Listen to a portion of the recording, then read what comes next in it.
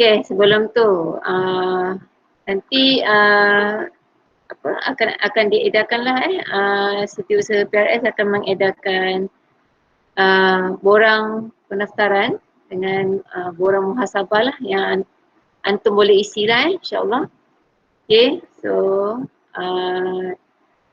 kita mulakan dengan selawat dulu. Allahumma salli ala Muhammad wa ala ali Muhammad kama sallaita ala Ibrahim wa ala ali Ibrahim wa barik ala Muhammad wa ala ali Muhammad kama barakta ala Ibrahim wa ala ali Ibrahim fil alamin innaka Hamidum Majid.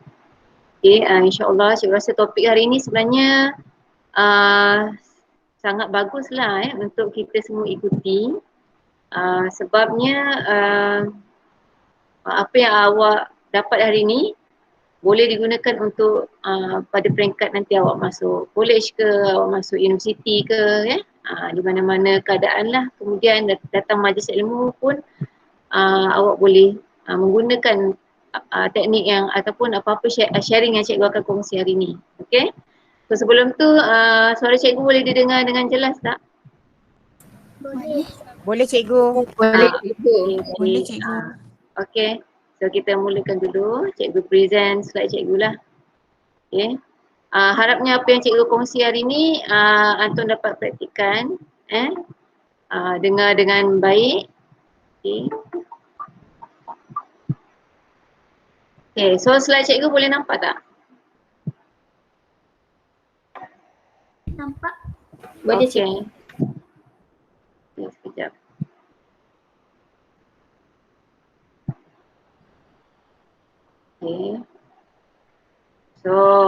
Okay. So insyaAllah hari ni kita ke tajuk kita lah siri kecemerlangan akademik, kemahiran membaca dan mencatat nota. Okay, yang disampaikan oleh cikgu lah hari ni. So ada 3 perkara lah sebenarnya. Dalam masa 1 jam ni kita akan berkongsi. Kalau ada apa-apa soalan boleh direct tanya ataupun share dekat chat ke. Nanti MC boleh bacakan pada cikgu ke. Okay. Ada apa-apa tak faham boleh terus tanya. Okay. So kita tengok sedikit pengenalan. Okay.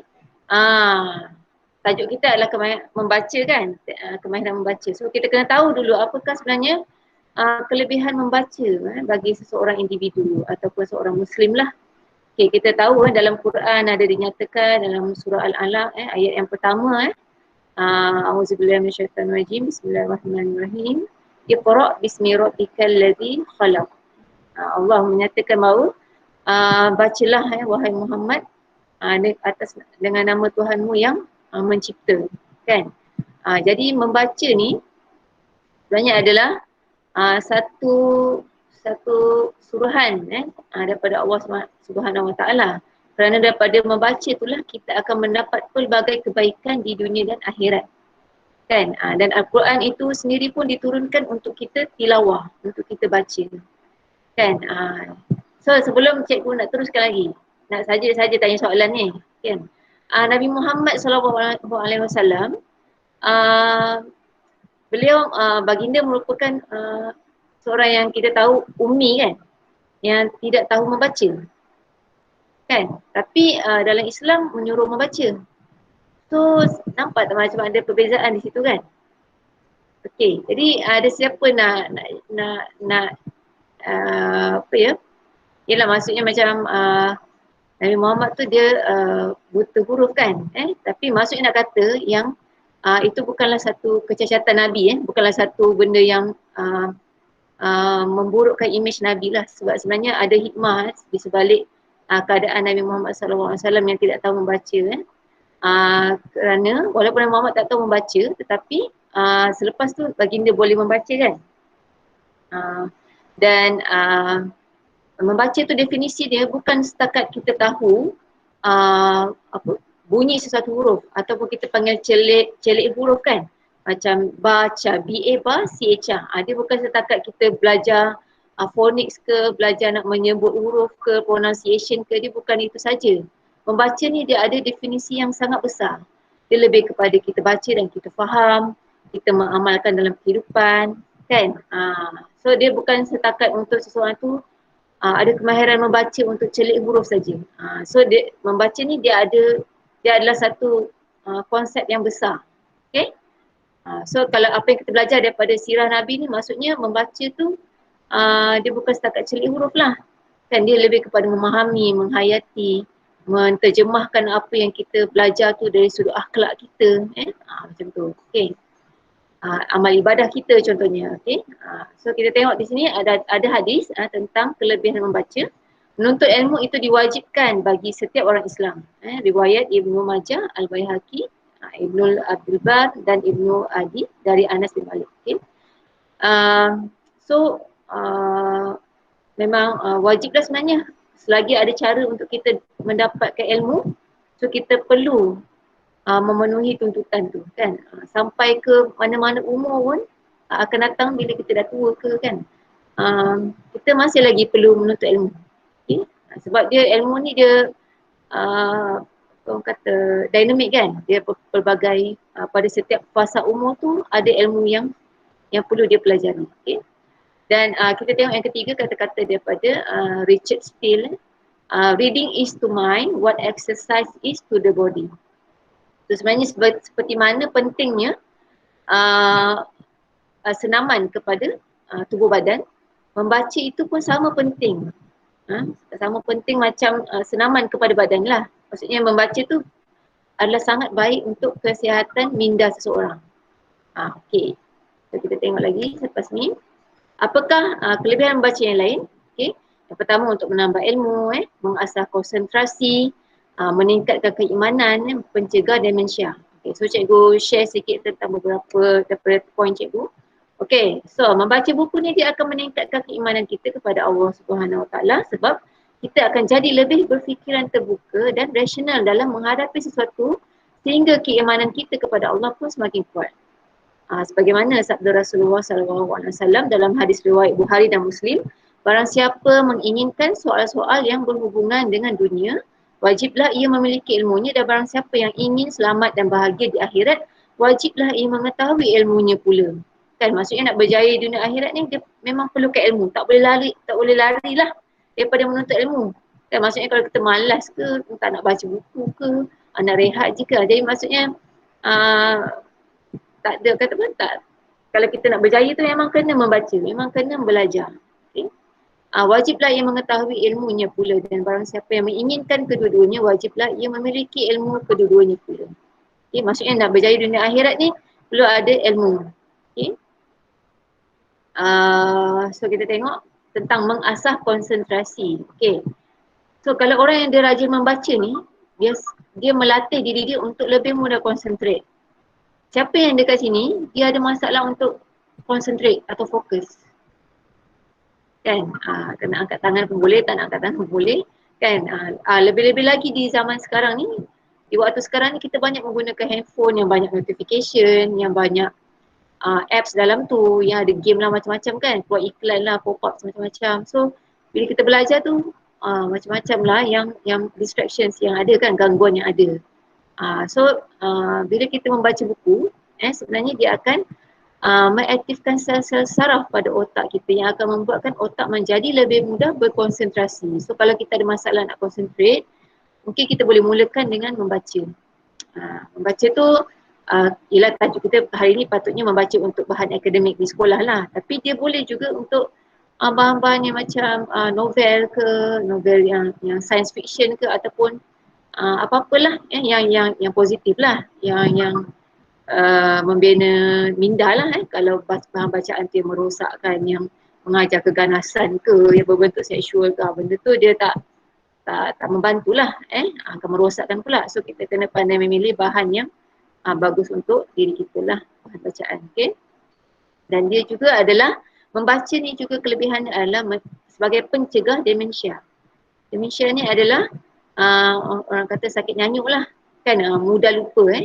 So ada penelitian daripada seorang peneliti Henry Ford Health System. Beliau membuktikan, doktor ni membuktikan bahawa hanya dengan membaca buku, seseorang akan terhindar dari penyakit demensia. So siapa yang agak-agak mudah lupa ke apa kan, so baiklah mula membaca lah sekarang. Okay. Boleh mulakan dulu dengan baca Quran ke kan. So, sebab ada yang kita Yalah, kalau orang yang selalu baca Quran ni dia lebih mudah menghafal lah kan. So dia susah nak lupa, dia senang ingat maksudnya. Okay. So kita tengok di sini, kita mulakan dulu dengan teknik membaca. Okay, siapa pernah dengar teknik ni? SQ3R. Ada tak siapa angkat tangan? Tak ada. Killing. Bagus saya dapat sekarang kan. Okay, SQ3R tu adalah S tu adalah survey. Maksudnya dalam kita nak mula membaca, kita perlu menggunakan SQ3R ni. Faham tak? Dia bukan setakat kita ambil buku dan kita baca macam tu je. Kan? So sebenarnya dalam membaca pun, terutamanya bahan pelajaran, kita perlu aplikasikan cara inilah. Okay, kita boleh cuba. Okay? Dan setakat ni terbukti berkesan lah kalau kita memang mengamalkan tabiat SQ3R ni setiap kali kita membaca bahan pelajaran. Okay? Dan sebenarnya teknik yang cikgu share ni awak boleh dapati di internet pun sebenarnya. Okay? Tapi memang ni yang berkesan lah. Dan dia berkaitan dengan topik kita mencatat nota tu. Sebenarnya membaca dan mencatat nota ni dia tak boleh lari lah. Okay, termasuklah mendengar. Sebenarnya tiga perkara sebenarnya kemahiran penting yang seseorang pelajar itu perlukan untuk mereka berjaya dalam pelajaran lah, mendapat keputusan cemerlang dan lain-lain. Okay? So sebenarnya kemahiran yang perlu ada adalah mendengar, membaca dan mencatat nota. So dia tak boleh lari di tiga tu, tiga perkara tu. Okay, so kita tengok dulu SQ3R ni. S tu adalah survey. Okay. Survey itu adalah kita apa? Okay, cikgu bacakanlah. Survey, Q tu question, kita tanya soalan. R tu read, okay, baca untuk tahu maksud. Recall, R yang kedua adalah recall, kita kena uji diri kita. Yang ketiga adalah review. Lepas kita baca, kita kena tengok semula apa yang kita baca. Okay, so kita tengok. Okay, cikgu nak bagi soalan. Okay, soalan cikgu. Antara dua gambar ni, kalau awak diberi puzzle kan, yang mana lebih mudah untuk awak selesaikan? Yang bercampur-campur yang pertama tu ke, ataupun yang sebelah kanan tu yang ada kotak bergambar tu? Kanan. Kotak bergambar. Yang kotak bergambar tu kan? Kenapa awak cakap kotak bergambar? Sebab kita ada di buku. Ya? Sebab dia ada petunjuk. Dia tunjukkan gambar akhir tu bagaimana kan? Kan sebab dia ada tunjuk gambar akhir tu apa yang kita nak capai, betul tak? Kita ada gambaran kan? Kita ada framework nak bina ni macam mana. Colour dia ni patutnya kat mana, warna merah, warna biru ni kat mana sepatutnya. Bawah tu ada karpet, macam tu kan? So kita ada idea lah.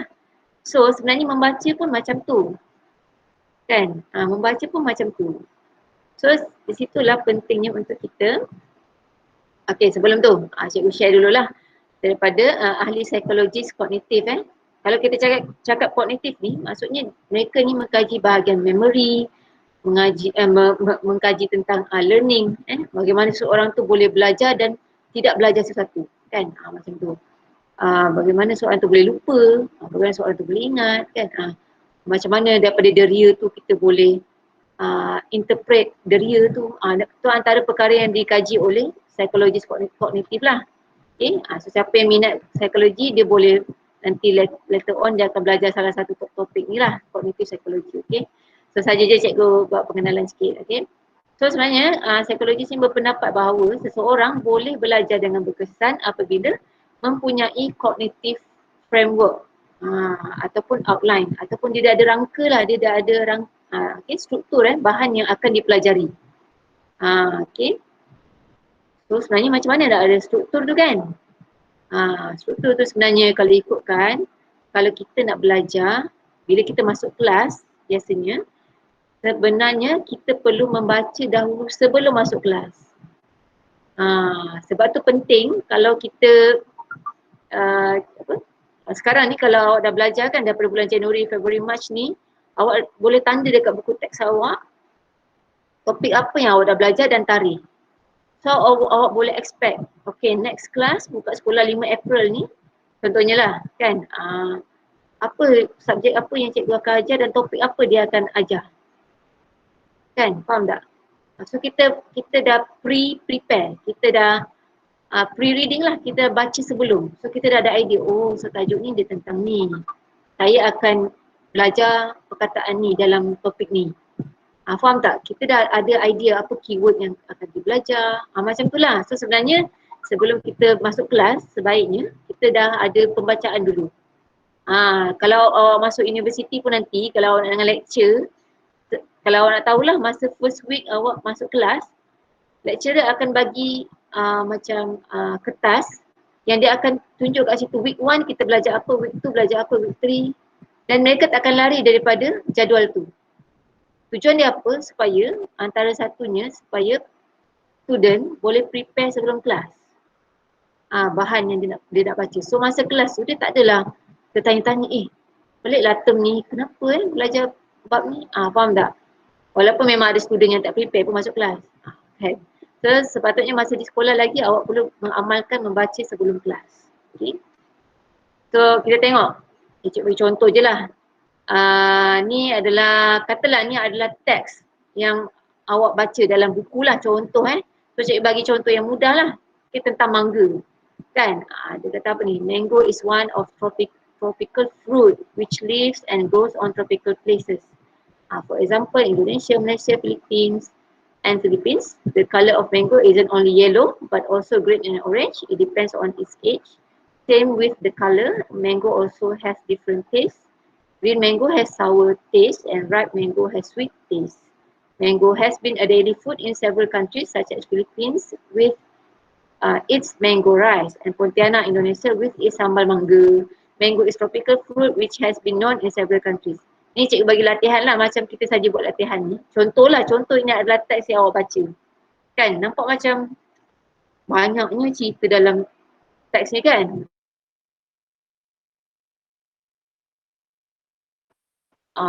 Tempat, betul tak? Kan, ada dekat Malaysia, Indonesia kan. So bila kita membaca, sebenarnya kita perlu lihat outline.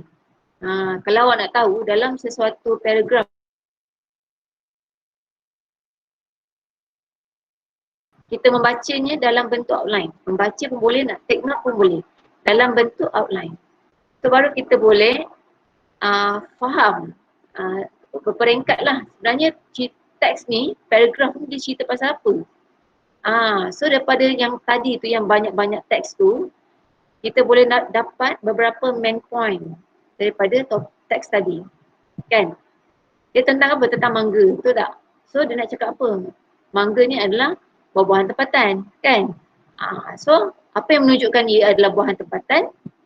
Ia adalah dikatakan buahan tempatan sebab dia ada dekat kawasan-kawasan Indonesia, Malaysia, Filipina, kan? Ini contoh, okay? So mangga ni dia kata ada macam-macam warna dan rasa. So apakah supporting detail yang menunjukkan dia ada warna dan rasa? Warna dia hijau, warnanya kuning ke apa macam tu lah, okay? So kalau awak nak tahu dalam sesuatu paragraf, tak kisahlah subjek apa-apa pun, biasanya bahasa lah. Dia punya step dia macam tu. Faham tak? Dia akan ada sentence ataupun ayat selepasnya yang menyokong ayat sebelum ni. Faham tak? So awak perlu tahu pattern tu bila awak membaca. Okay? Boleh faham tak apa cikgu nak cuba sampaikan? Siapa nak respon? Boleh cikgu. Boleh? Adik, okay. Kalau tak faham boleh PM cikgu lah Kita baru awal ni, belum lagi next slide ni. Okay? So cikgu bagi pengenalan dulu. Okay. So kita tengok dulu. So nak kata kalau kita membaca, kita perlu ada framework dulu. Okay. Survey kan. Apa yang kita nak survey ni sebenarnya? Ataupun orang cakap scanning, ataupun ada orang cakap skimming kan. So kita perlu survey dulu apakah rumusan. Dalam satu muka surat tu kadang-kadang dekat bahagian bawah dia ada buat rumusan, betul tak? So kita boleh baca rumusan dulu. Ataupun kalau kita tak nak baca rumusan dulu, kita baca dulu, tengok dia punya isi kandungan. Oh dalam topik sains form 4 contohnya kan. saya akan belajar tentang apa. Macam itulah. So kita at least kita ada idea, oh lepas ni saya akan belajar pasal ni, lepas tu tajuk ni kan.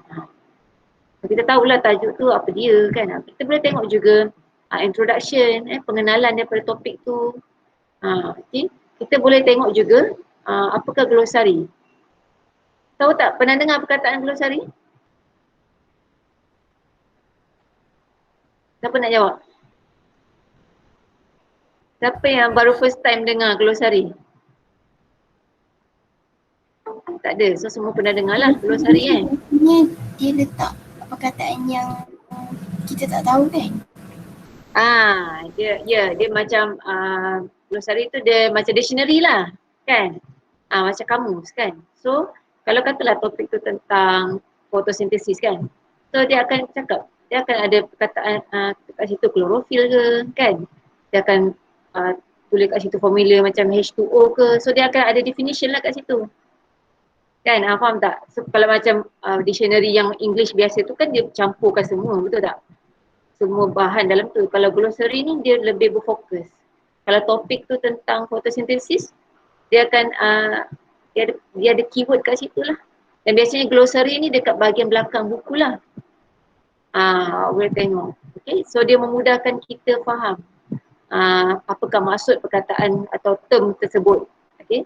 Kalau appendix tu macam macam kita baca Quran kan. Pernah kan tengok baca Quran, kita nak tahu surah apa yang ada tentang riba. Contohnya kan. So kita tengok dekat bahagian index atau appendix Quran tu belakang, oh ayat riba ni ada dekat surah Al-Baqarah, ada dekat surah ni ayat berapa, macam tu lah. So dalam kita belajar subjek lain pun sebenarnya kita boleh gunakan appendix ni untuk memudahkan kita cari bahan lah ataupun memudahkan pembacaan kita. Okay. Dan juga kita boleh juga survey gambar-gambar kan, graf ke daripada topik tersebut. Sebenarnya penting sebenarnya survey ni supaya kita nak sekarang ni kita nak mulakan habit membaca yang betul lah. So kita perlu mulakan daripada survey bahan-bahan yang 1 sampai 5 ni tadi. Okay. Kenapa perlu survey? Supaya kita tahu gambaran sebenar atau big picture ataupun framework yang cikgu sebut tadilah, dia macam puzzle tadilah. Kan, supaya kita tahu topik ni sebenarnya pasal ni kan. At least ada sikit lagi yang kita tahu. Okay. Dan kita tahu poin penting daripada sesuatu bahan bacaan. Kan, melalui rumusan penulis ke, dia ada rumuskan kat bawah tu. So kita tahu sebenarnya dia macam ni kan. Daripada pengenalan tu pun kita boleh faham sebersikit lah apa yang dia nak sampaikan daripada topik yang kita akan baca yang beberapa muka surat lagi tu kan. Kadang-kadang satu topik 10 muka surat contohnya kan. So kita baca dulu dia punya ringkasan ke, kita tengok keyword dia dulu ke contohnya kan. So kita tak adalah rasa heavy.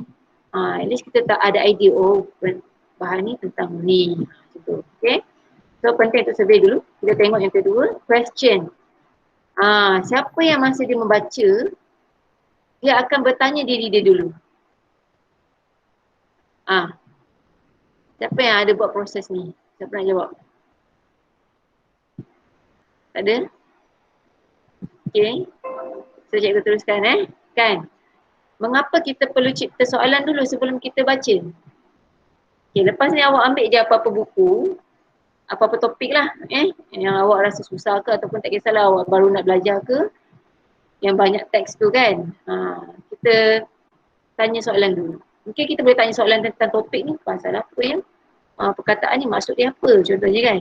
Ataupun bila sebenarnya kita gunakan, bila sebenarnya berlaku peristiwa ni. So kita kena cipta dulu persoalan kita. Okay.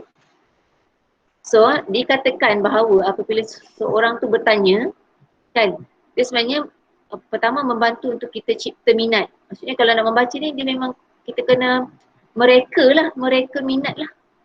Saja-saja reka minat tu. Kalau tak ada minat nanti kita tak nak baca kan. So kita kena question dulu.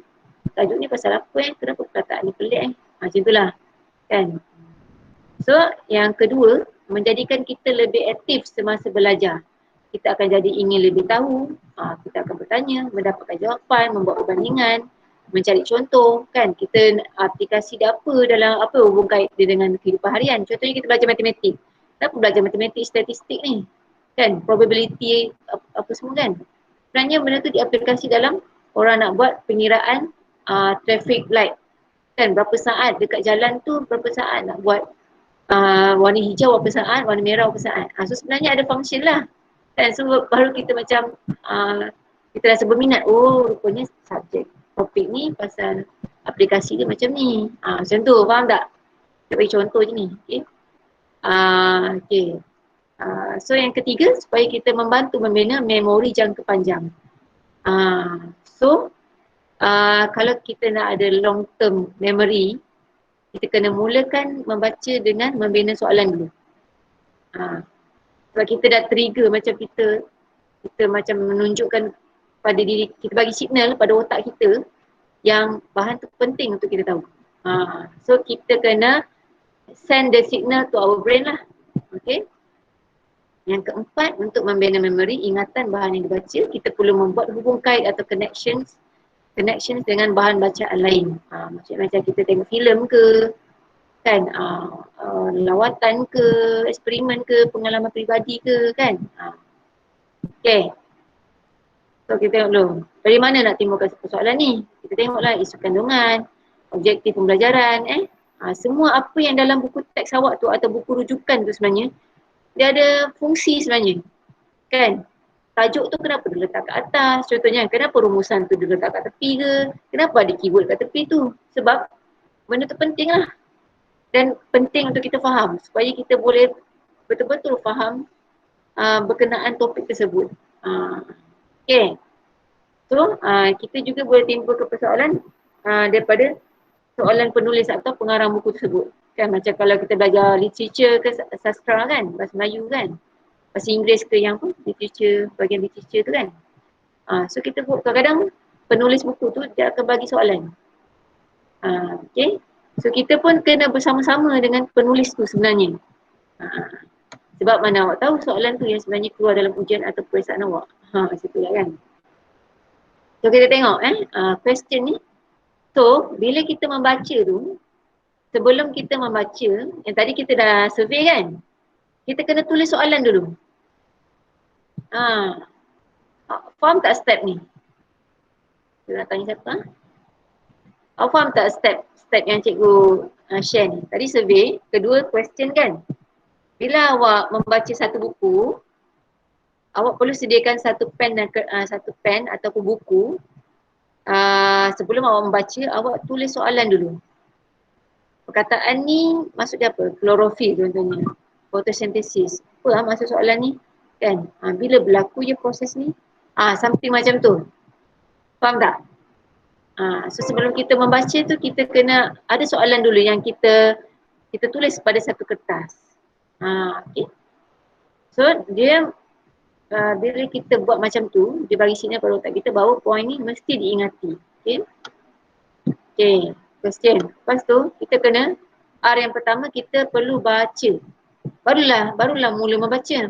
Bila kita dah survey, bila kita dah question diri kita tajuk tu, baru kita baca. Okay, baca satu section ke satu section. Okay. So proses read ni tadi, reading ni, awak dah buat soalan tadi kan? Awak perlu tuliskan jawapan pada soalan awak. Faham tak? Okay. Dapatkan jawapan dari soalan tadi, awak perlu highlight. Guna highlighter lah. Okay. Tulis jawapan pada soalan yang kita bina tadi dan baca semula bahagian yang kita perlukan penjelasan. Okay. Kalau yang kita tak faham tu, kita baca balik. Okay. Kenapa?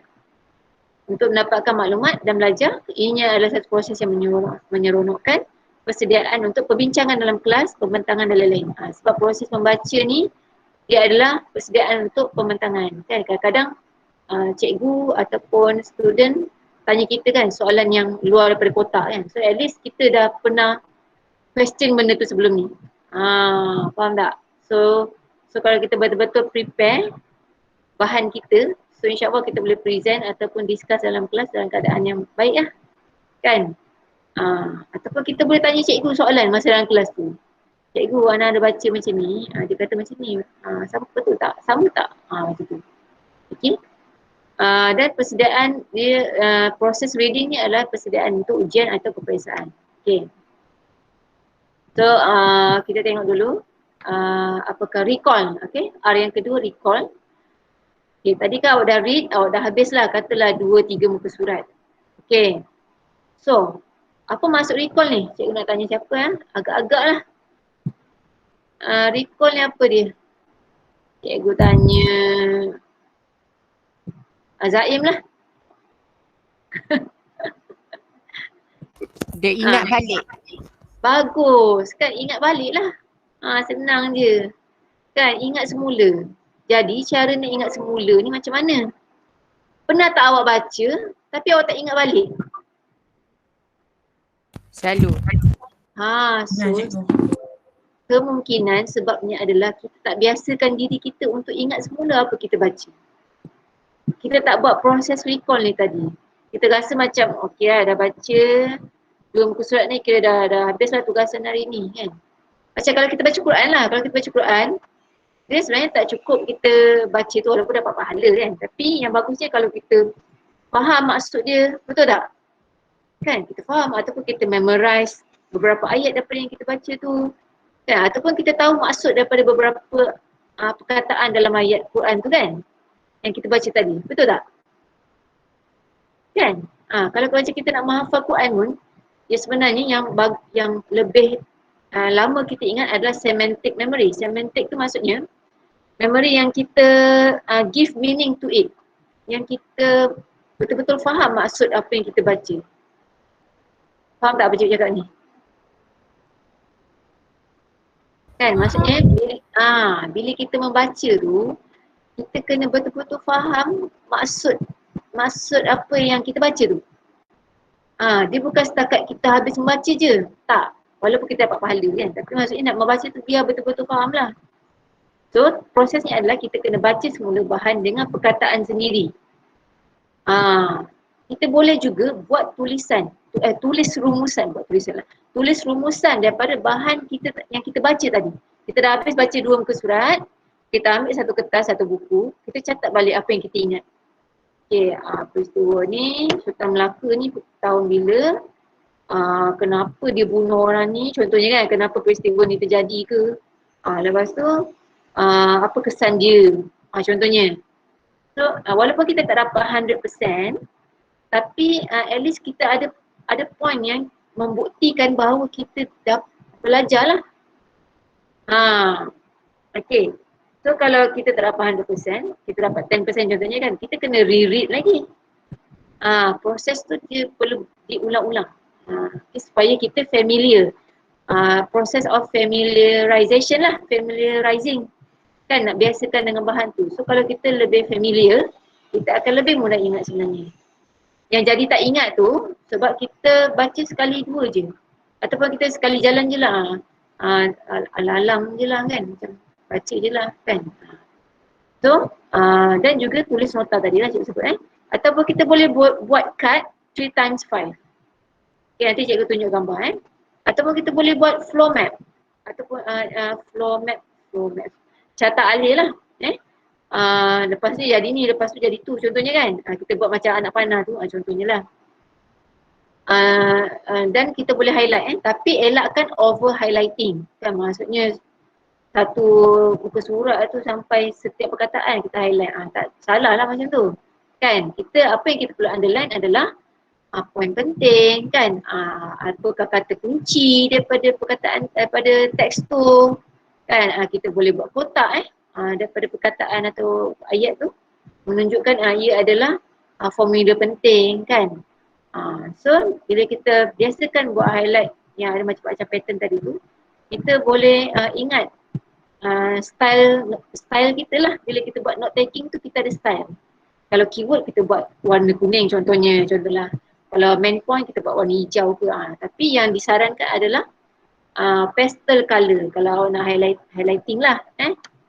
Ni contohlah. Yang ke atas tu tadi adalah 3 times 5 note paper lah. Boleh buat macam-macam colour, nak warna kuning tu subjek apa ke, warna purple tu subjek apa ke sebenarnya ada fungsi lah kenapa orang cipta produk ni kan, betul tak? Kenapa lah orang cipta pen highlight ni kan? Sebab sebenarnya ada function. Kan? Bukan saya saja dia nak buat. Kan? Macam manusia juga. Dia cipta tu ada fungsi dia. Kan? Semua penciptaan di dunia ni ada fungsi dia. Kan? So kita tengok apakah yang tadi contohnya carta alih kan.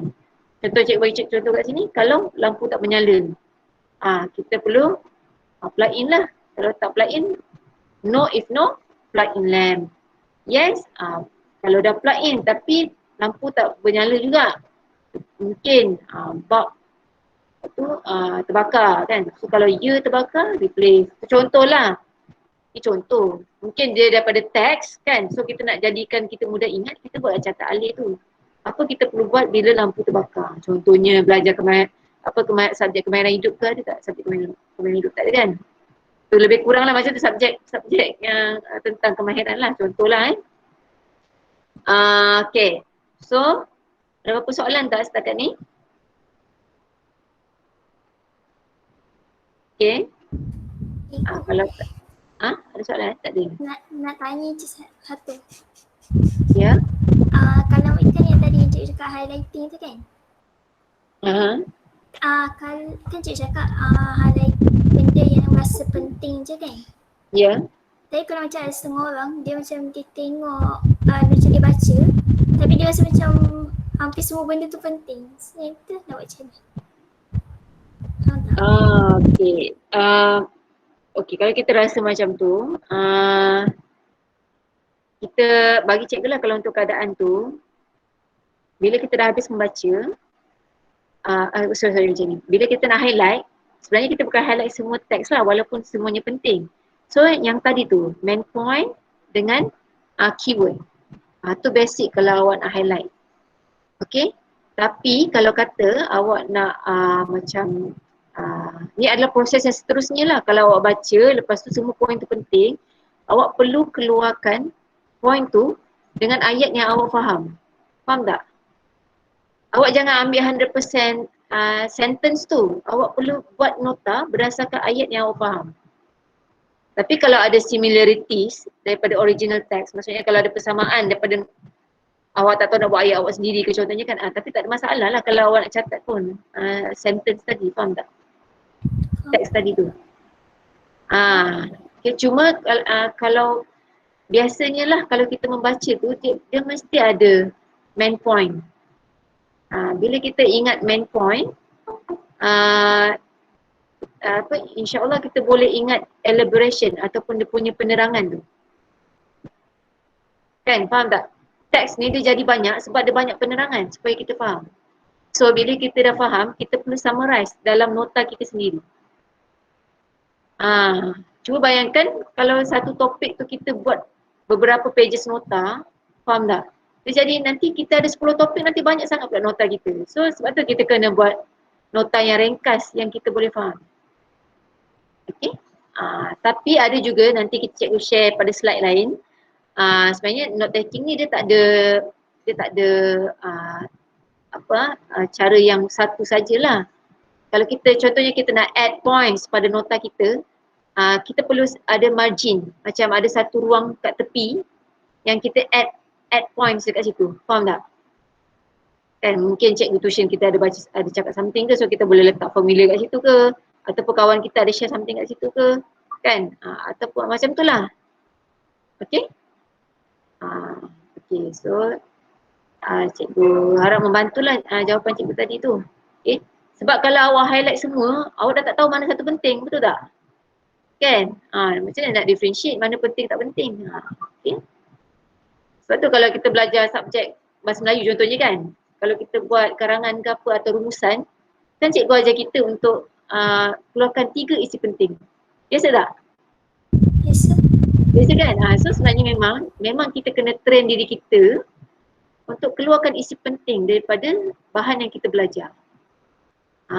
Faham? Okay. So baru lepas tu kita boleh nak elaborate ke, kita nak buat point kita sendiri ke, nak bagi example sendiri ke. Okay. So macam tu. Okay, tadi yang kat mana kita? Tadi recite kan, recite. Bila kita baca tu, kita keluarkan semula dengan pemahaman kita kan, kita tulis semula apa yang kita faham. Tak semestinya sama dengan original teks yang kita baca. Okey, faham Research ni penting untuk mengekalkan maklumat dan untuk semak kefahaman kita. Kan? Bila kita tulis tu, baru kita compare. Betul tak apa yang saya tulis, yang saya faham ni dengan apa yang berada dalam teks yang asal. Ataupun kita boleh minta bantuan cikgu kita untuk tengok note kita. Kan? Perasan tak apa function cikgu bagi buku nota kan? Kan betul tak? Subjek ni ada buku nota dengan pelatihan. Dia ada function buku nota tu supaya cikgu boleh semak nota kita sebenarnya.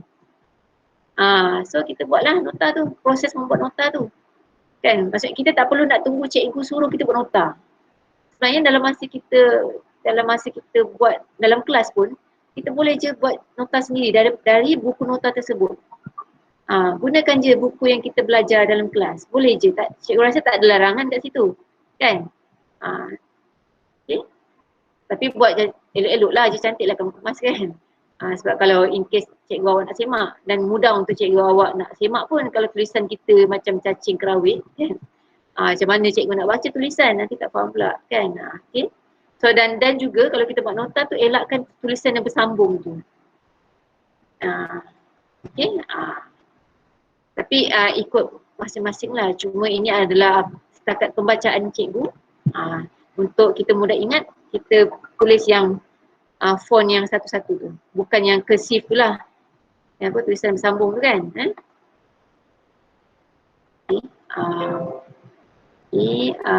Dan juga kita tengok juga review. Okay, cara review ni kita perlu semak nota yang telah dibuat, baca semula highlights. Review boleh dibuat sebaik saja selepas membaca. Lepas kita baca buku, kita review. Dan review secara mingguan. Boleh buat secara mingguan juga dan sebelum ujian atau peperiksaan. Okay. So yang sebaiknya kita mengamalkannya setiap kali lepas kelas ataupun membaca lah. Kalau kita tunggu nak exam baru kita buat tu dia dah lambat lah. Okay. So kita tengok pula mencatat nota. Sekejap, kita baca ke je. Dah habis kan? Record review kan? Okay. So SQ 3A tadi dah habis. Kita ada 15 minit lagi. Kita tengok tentang mencatat nota. Okay. So kepentingan mencatat nota ni. Dia adalah untuk memperbaiki memori atau daya ingatan terhadap sesuatu maklumat. Mampu untuk mengeluarkan semula apa yang kita ingat. Masa kita nak jawab exam tu. Kan. Proses yang penting adalah recall lah. Kita nak tulis semula. Apa yang kita ingat sebelum ni. Kalau orang yang dah biasa membaca dan catat nota, InsyaAllah masa exam dia tak ada masalah lah sebab dia pernah melalui proses tu. Tapi kalau masa exam baru dia nak tulis apa yang dia baca, masa tu dia dah susah sikit lah sebab dia tak familiar dengan habit tu dan dia tak pernah buat sebelum ni. Okay? Okay. Ni cikgu nak bagi contoh lah. Apakah sebenarnya mencatat nota tu? Nampak tak bilik ni? Nampak gambar ni kan? Nampak cikgu. Okay. So, antara yang before dengan after tu, mana yang awak rasa mudah untuk awak cari barang, yang awak rasa selesa, yang tak membuatkan awak stres, mana satu? After cikgu. After kan? Sebab kalau before ni awak tak tahu apa yang penting, ada sampah ke dalam tu, ada apa-apa ke, kan contohnya lah. So itu kita boleh jadikan ia adalah gambaran kepada minda kita lah. Gambaran minda kita bila membaca ataupun belajar. Kan kita pergi kelas dah lah dapat bahan kan.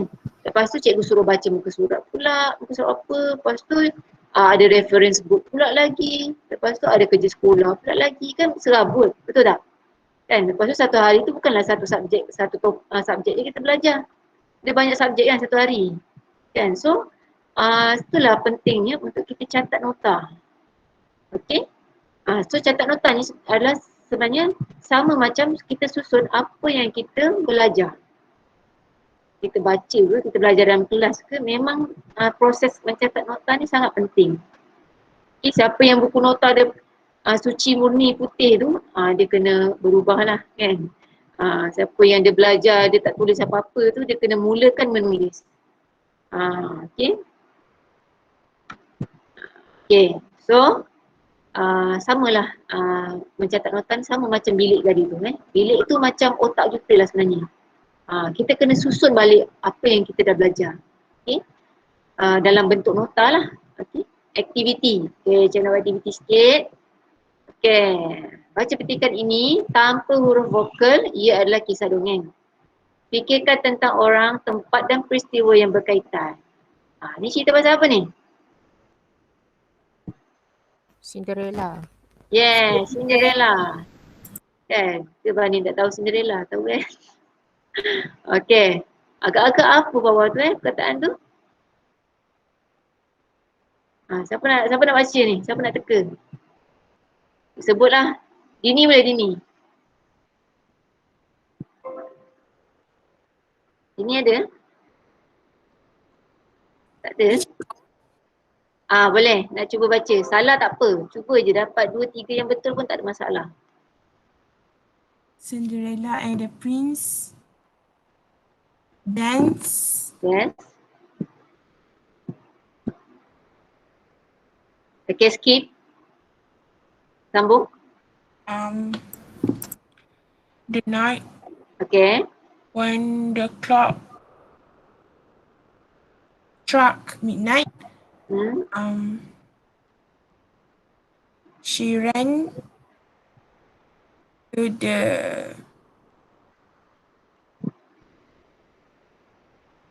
Okay, skip. She left her class slipper and the place. Okay. Skip. Okay, terima kasih Dini. Kan? Kita tengok yang sebenarnya apa. Cinderella and the prince dance most of the night. When the clock struck midnight, she ran to the door. She left her glass slipper on the palace steps. Kan? Pasal ni lah Cinderella ni, dia menari lah dengan putera tu. Kan? Lepas tu dah tengah malam, dia lari ke pintu. Lepas tu tertinggal lah selipar kaca dia tu kan, selipar kasut tu lah kan, dekat tangga istana. So apa yang menyebabkan kita boleh baca ya? Daripada aktiviti ni kita dapat tahu yang apabila kita mempunyai jangkaan tentang bahan yang kita baca, kan tadi kan proses survey, proses step question tadi kan, kan yang proses tadi lah review, recall dan segala tu, ia membantu untuk kita faham sesuatu ilmu atau bahan dan minda kita mampu untuk memahami akronim, perkataan singkat. Okay. Semasa mencatat nota, kita akan menggunakan akronim. Maksudnya masa kita catat nota tu, kita tulis je lah perkataan singkatan kan, simbol ke apa ke macam apa? Short form cikgu. Short form, ya. Pandai pun kan. Short form kan, ataupun N tu kita buatlah simbol N je. Contohlah. Supaya tak adalah nampak serabut sangat nota kita tu. Okey. Ni rasanya awak dah tahu tapi cikgu just nak share lah kalau siapa yang rajin tulis full text tu, untuk nota sendiri tak ada masalah kita nak buat ringkasan ni. Tapi kalau karangan awak nak buat macam tu yang masalah lah. Kan? Pulak markah pula lagi kan. So kalau kita buat nota, kita biasakan macam tu. Okay. Dan teknik, ni kita mula pada teknik lah. Okay, yang pertama ni, teknik mencatat nota, dia dipanggil Cornell Note-Taking Method. Ni memang popular lah ni. Kan, boleh siapa-siapa je, student ke, awak masuk universiti ke, awak boleh guna. Kalau dekat negara luar, mereka memang ada kelas untuk ajar student ataupun ada topik lah untuk ajar student macam mana nak catat nota.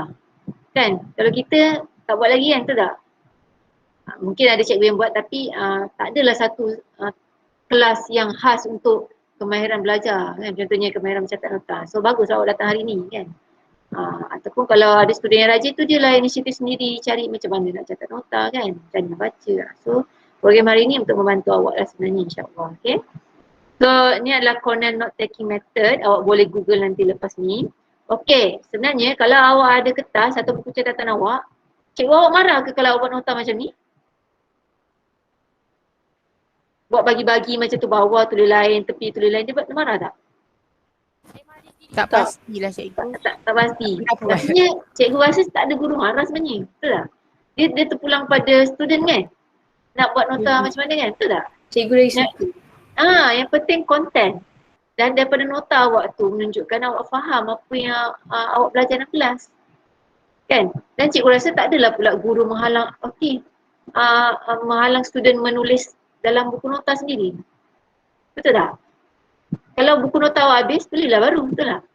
Kan? So maksudnya tak ada restriction kat situ. So kita tak payah skema lah. Maksudnya kita buat apa yang kita suka dengan cara yang betul lah. Tulisan yang kita boleh faham kan. Cikgu tu pun boleh semak, membantu dia untuk semak.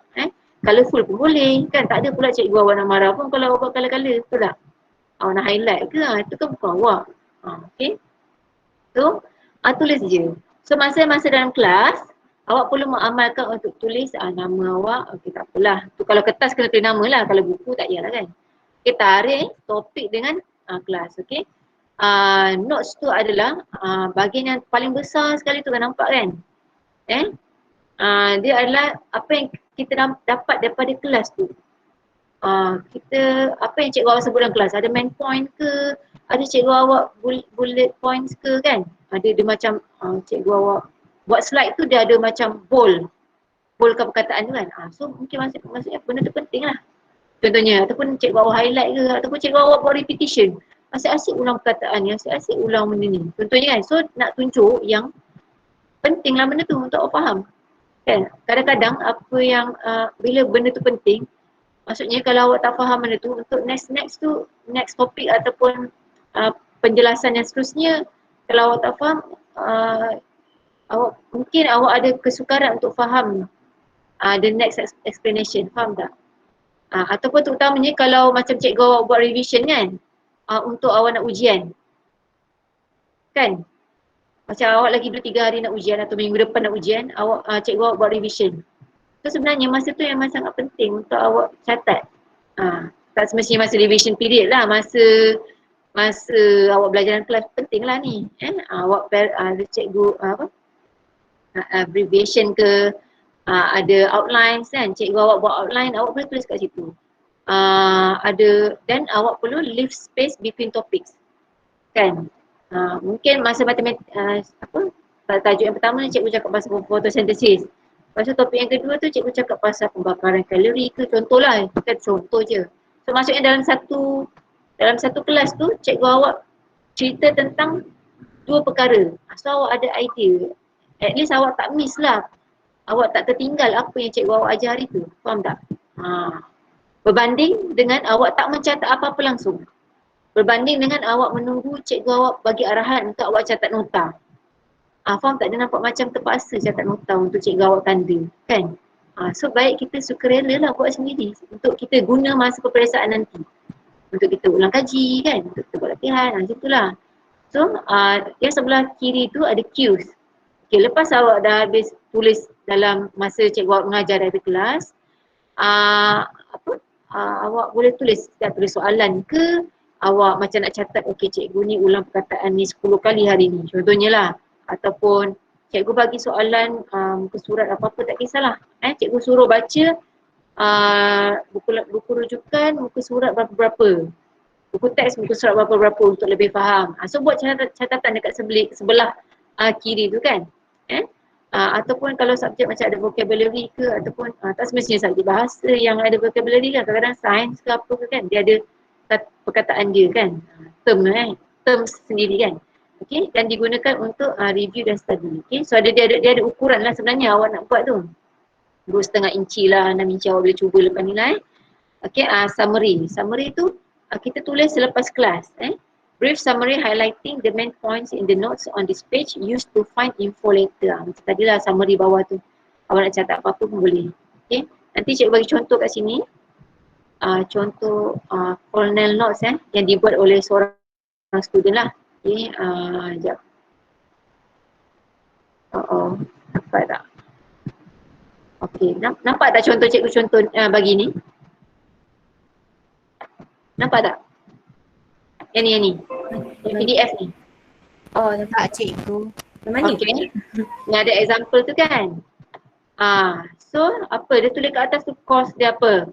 Tentang sejarah dunia apa lesson berapa, minit berapa, okey? Sebab nanti mudah kita nak check, okey, apa tajuk dia? World of the Inca satunya. Lepas tu ada soalan, macam ni lah. Sebelah kiri tu apa dia tulis? Sebelah kanan tu apa? Ada definition ke, ada answers ke, ada example ke cikgu awak bagi. Ya, kadang-kadang cikgu awak bagi example tu dia tak tulis pun. Dia je cakap kat mulut dia, betul tak? Kan? Itu summary apa bawah ni. Yang cikgu tengah tunjuk tu yang tadi yang ada tulis notes taken during class semua tu. Ya. Contoh menggunakan teknik Cornell notes ni lah. Okey. Tapi dia keluar yang tadi je cikgu. Dia keluar yang tadi je. Dia tak keluar Masih yang dekat slide cikgu. Oh ya ke? Alamak, cikgu share jap. Sorry. Alamak Sorry. Presenting pula. Sekejap. Cikgu try present yang ni. Dia cikgu present tab barulah. Tab. Okay, sorry ni. Yang ni. Okay, nampak tak? Nampak? Okay, ni dah contoh. Best tak baca nota macam ni? Best lah kan? Boleh dia macam simple lah kan? Lepas tu, yelah dalam kelas tu kadang-kadang cikgu awak cakap laju kan? Tapi mungkinlah tak secantik ini tulisan awak, tapi mungkinlah kalau nak laju lah contohnya kan. Tapi kalau orang dah biasa penulis laju dengan cantik tak ada masalah pun. Boleh latih lah. Okay. So awak catat apa poin penting awak dapat. Okay. Macam tu. Ada poin 1, 2, 3 ke.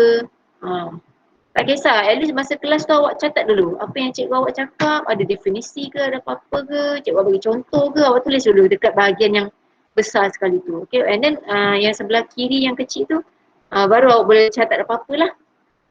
Okay. Ataupun kalau bukan kelas pun macam awak baca buku, kan? Awak baca buku, awak boleh buat macam ni. Okay, awak buat nota dia. Ni baru satu contoh lah. Okay.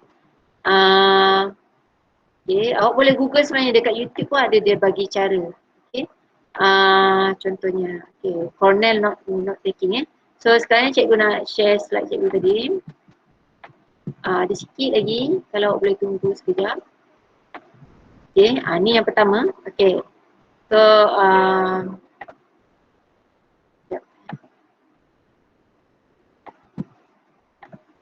okay, yang kedua pula. Ni jenis yang kedua adalah outlining. Okay, outlining. So outlining ni perasan tak ada sama macam yang mango tadi kan? Perasan tak?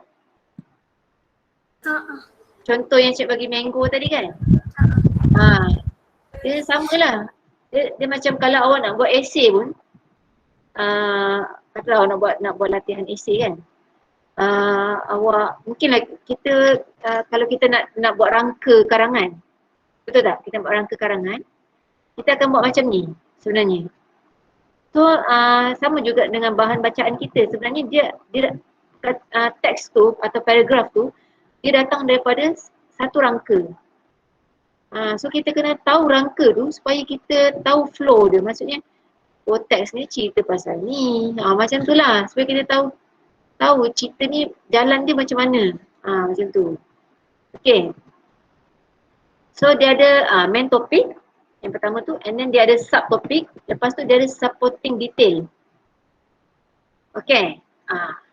Dia macam tu je, 3 je. Ada main topik, ada subtopik, ada maklumat yang menyokong topik tadi. Okay. So kita cikgu bagi contoh. Ni contoh tau. Contoh lah. Tips for time management. Tu title kan. Main point dia apa? Contoh yang pertama, okay, kalau kita nak mengurus masa, poin yang pertama dia kata buanglah segala distraction lah kan, ejaan tu salah tu, gangguan So subpoint apa? Macam mana nak apa yang dimaksudkan dengan gangguan? Kan supporting detail kan? Dia ada turn off your devices, kan kita tutup lah kita punya gadget apa semua. And then use helpful apps to focus on your task. Okay. And then yang kedua, work efficiently. Okay. Point yang kedua kan, main point yang kedua. And then apa dia punya sub point dia kan? Choose the right place for you. Okay, apa yang dimaksudkan dengan right place? Tempat yang senyap kan, contoh macam library kan, ataupun ada orang yang suka keadaan yang bising-bising sikit kan, contohnya macam coffee shop atau apa macam tu lah. Okay, so and then make a to-do list kan, ataupun buat to-do list. Contoh kalau kita nak outline ni. Okay, so kalau yang ketiga adalah dengan cara kita buat mind map. Okay, mind map ni dia ada bentuk dia. Yang pertama tu adalah central topic, kemudian ada main theme, kemudian ada detail. Dia lebih kurang macam tadi lah kan, tapi ikut kesesuaian masing-masing. Ada orang suka mind map, ada orang suka Cornell tadi tu kan. Ada subjek yang sesuai untuk kita buat apa macam graph. Kalau untuk subjek apa, ni contoh lah mind map contoh mind map electricity, contohnya tajuk tu tentang electricity. Kita akan belajar tentang circuit kan. Apakah dalam circuit tu ada ini, ada electric fenomen lah, ada macam-macam lah. Okay, memang nampak nampak macam banyak teks tu, tapi kalau kita selalu membaca nota yang kita sendiri buat, insyaAllah benda tu lah yang akan memudahkan ingatan kita lah. Dan kalau boleh kita jangan baca nota orang, sebab kita tak boleh faham sebenarnya apa orang tu tulis. Kan, betul tak? Kita kena buat nota kita sendirilah, macam mana pun kita kena buat nota sendiri. Okay. And then tapi tak ada masalah kalau kita nak compare nota kita dengan kawan kita, supaya kita boleh tengoklah apa point yang tertinggal ke, ataupun mungkin point kawan kita tu ada sebahagian dia yang menjelaskan benda yang kita tak faham. Contoh macam tu. Okay, so kita boleh add lah pada nota kita, faham tak? Okay. Sebenarnya kalau ikutkan ada lagi teknik lain lah yang boleh Google sebenarnya. Dia ada share macam kalau macam untuk subjek matematik dengan sains, kita buat macam carta, bukan carta, dia macam mana? Sebelah kiri kanan. Boleh juga buat macam tu, kotak, bagi 2 kotak macam ala-ala Cornell tadilah. Kita boleh letak sebelah kanan, sebelah kiri tu mungkin perkataan, lepas tu apa maksud dia, formula ke apa ke, macam tu lah. So pelbagai cara lah.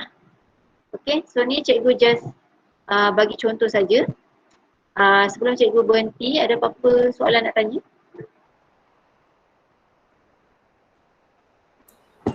Cikgu, Ya? kalau orang tu yang jenis macam dia buat nota, tapi dia sekali dia memang takkan baca nota tu. Sebab dia rasa macam apa yang ditulis tu masih tak lengkap macam apa yang dalam buku teks.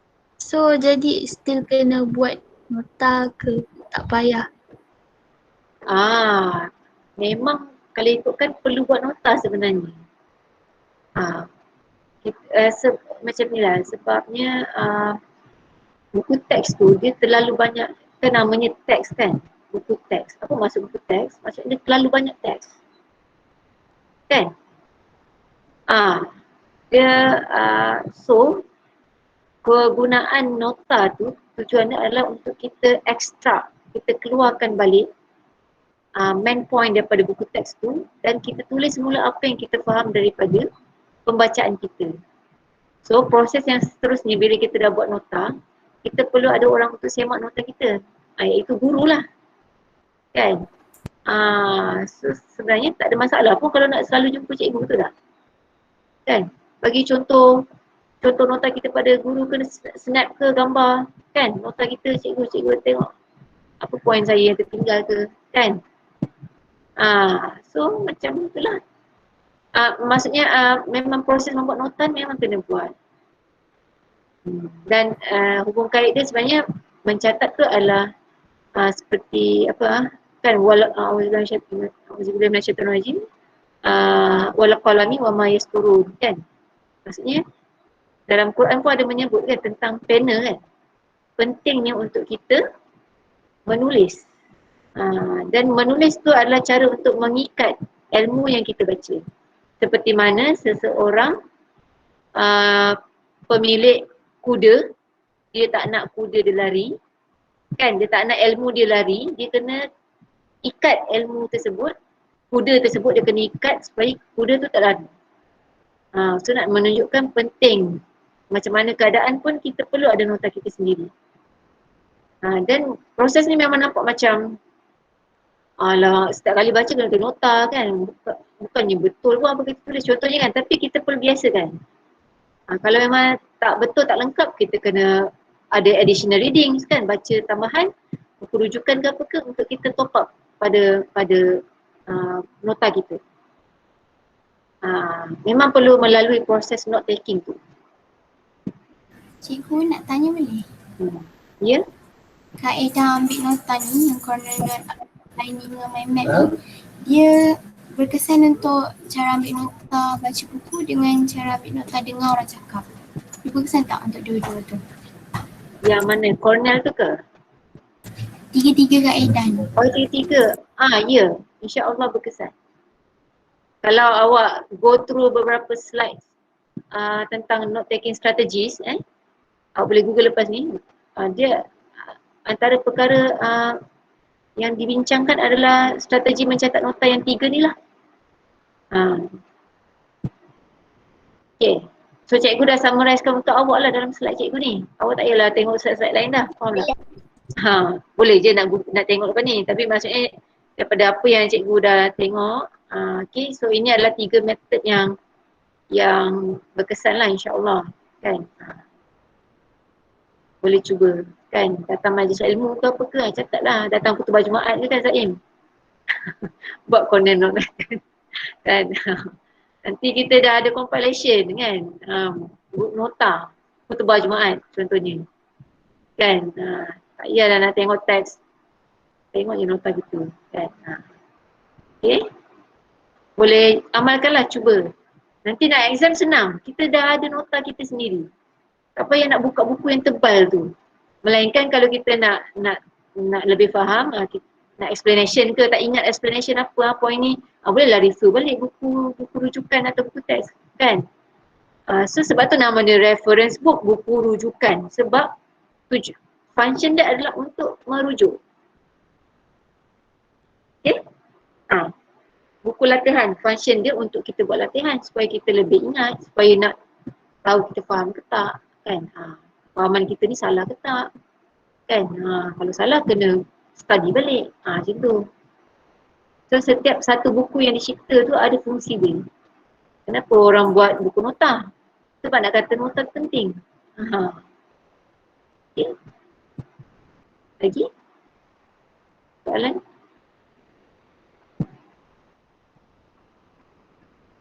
Tak ada soalan?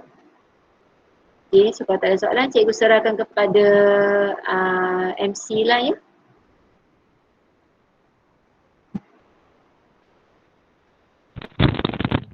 Cikgu, baik. Terima kasih cikgu atas perkongsian cikgu pada hari ini. InsyaAllah memberi banyak manfaat kepada kita semua. Jadi untuk penutup program kita hari ini, kita tutup dia dengan tasbih kafarah dan surah Wal-As. Subhanakallahumma wa bihamdika asyhadu an la ilaha illa anta astaghfiruka wa atubu ilaik. Bismillahirrahmanirrahim. Wal 'asri innal insana lafi khusr illa alladziina aamanu wa 'amilus shalihaati wa tawassaw bil haqqi wa tawassaw bis sabr. Cikgu. Assalamualaikum. Terima kasih. Waalaikumsalam. Terima kasih kepada semua yang Terima kasih, hadir hari ini. cikgu. Terima kasih banyak. Okay, sama-sama. Kalau tak faham boleh PM cikgu ya. Cikgu. Baik cikgu. Terima kasih, cikgu. Bye-bye. Terima kasih, cikgu. Assalamualaikum cikgu. Terima kasih cikgu. Terima kasih cikgu. Assalamualaikum. Okay, sama.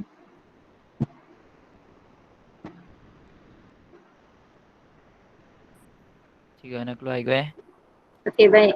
Terima kasih Haris. Cikgu. Sama-sama cikgu. Sampai Terima kasih rumah cikgu. belum? Dah sampai rumah? Dah sampai dah cikgu. Dah sampai dah. Okey. Cikgu. Cikgu, Ya. Ya, kalau nak Najib. yang recording ni boleh? Sebab saya tadi ada hal masuk lambat.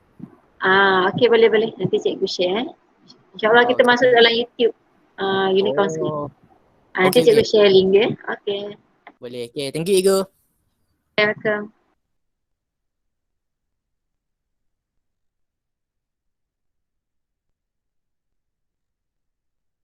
Bye Irene, bye Aisyah, Farah, Tiba, Fatimah.